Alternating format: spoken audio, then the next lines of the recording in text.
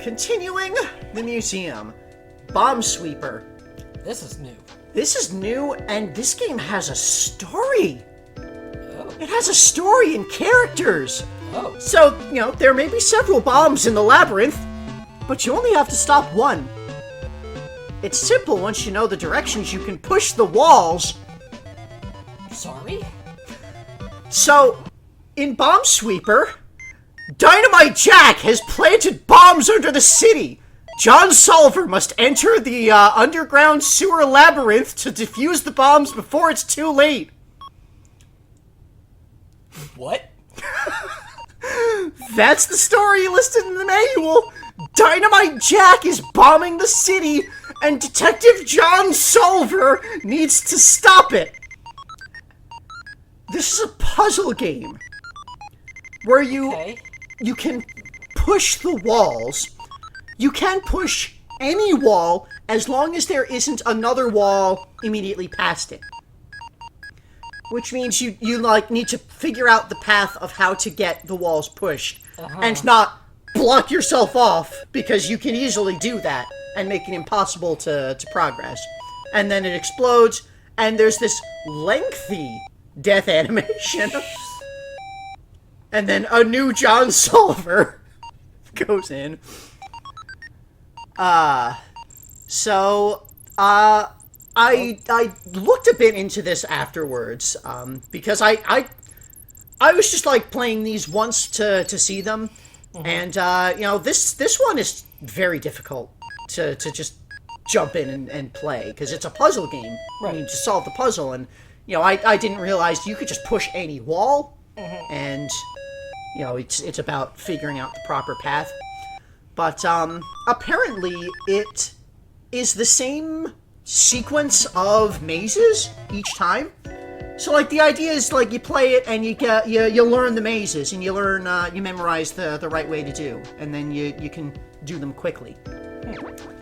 Anyway, Climber. It's basically Ice Climber. But it's a weird version of Ice Climber. It only has one game mode. This does not have an easy or hard, it's just the game.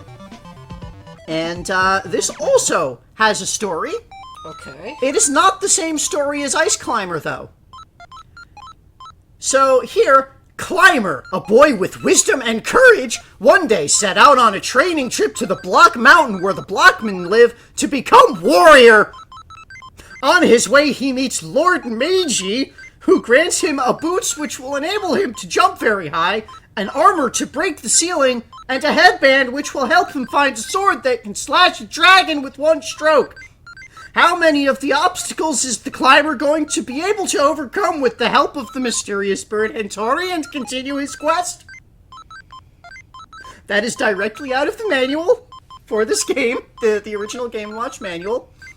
Okay. So the way that this works is you've got your jump and your left and right. You can break the blocks above you by jumping into them. You need to jump, and then while you're in the air, push left or right to move on to the next level. You'll notice in the upper right, there's a number that goes down. That's your how high away from the top you are. Once you reach the top, up there is Hentori, the bird mentioned in the story there. And you want to grab onto Hentori, but if each time you jump, the platform below you will lose one step. So you only have 2 attempts.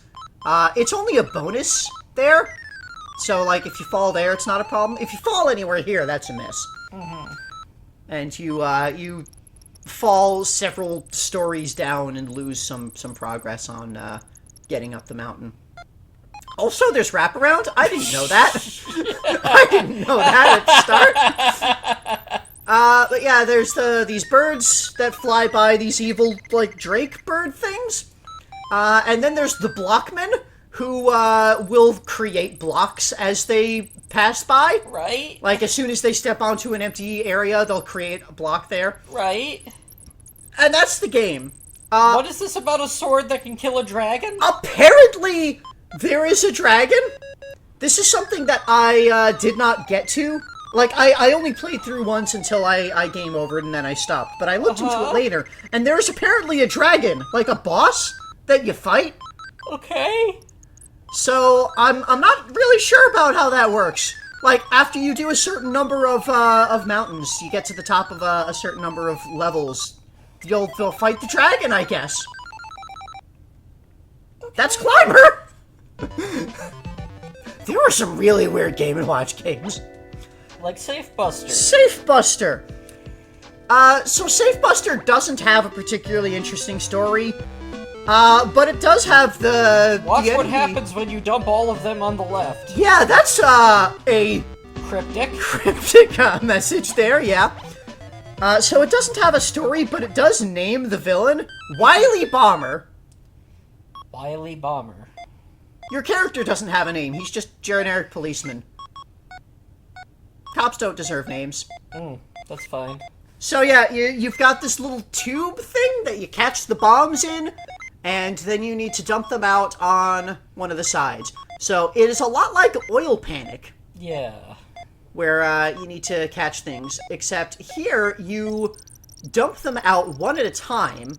You can dump them all at once, and yeah, on the left you can see there's a little torch that's being propelled, and you know it will fall down if you after a little bit, but each time you drop a bomb in there, it'll get knocked up, and you knock the torch all the way up, and it falls into his stack of bombs, and blows him out into the city. And look at that smug-ass cop down there.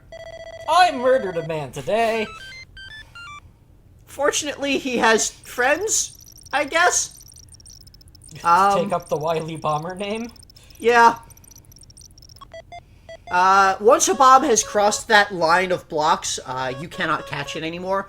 If you miss a bomb, then it does like this whole animation of the safe getting blown up, and then the policeman is hung on a hook there, and the you know, Wily Bomber comes in and steals the gold. And it has, like, that fun little tune.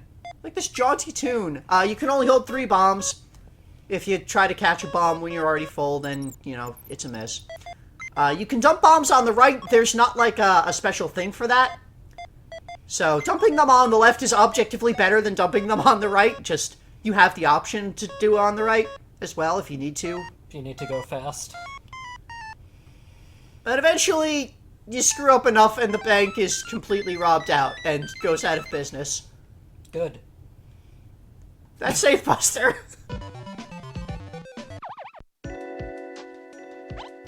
Lifeboat. Lifeboat also does not have a particular story. It's more of a standard Game & Watch. You're catching people in lifeboats who are jumping off of this burning cruise liner. Your lifeboat can hold 4 people. If you try to catch a 5th, they'll fall into the shark-infested waters, because all waters are shark-infested, of course. So here, you've got a lifeboat, and you've got people pulling back and forth with ropes to maneuver it, which is a little awkward. And yeah, you get them off to, once people are in the lifeboat, you pull them to one side, and they will automatically climb off. But, you know, you need to move back to catch people as well. So you kind of have to manage between, you know, the time to unload someone versus needing to rush back and save someone who's falling. So this one was pretty difficult. You know, I was only playing these the one time, but, you know, this was pretty rough.